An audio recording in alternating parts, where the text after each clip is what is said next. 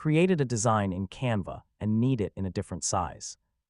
Whether you're turning an Instagram post into a Facebook graphic or adapting a design for multiple platforms, Canva makes resizing quick and simple. In this guide, I'll show you exactly how to resize designs in Canva in 2026. First, sign in to Canva and open the design you want to resize. Make sure your design is fully loaded before making any changes. Next, look for the Resize button near the top of the Canva editor. This feature allows you to quickly change your design dimensions or convert it into a different format. Click Resize and select a preset size, such as Instagram post, Facebook post, presentation, or another format. You can also enter custom dimensions if needed. Choose whether you want to resize the current design or create a resized copy.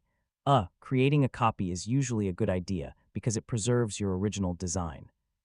After resizing, review the design carefully. Some elements may need to be repositioned or resized to fit the new dimensions properly, Once everything looks correct, save your changes and download the design in your preferred format.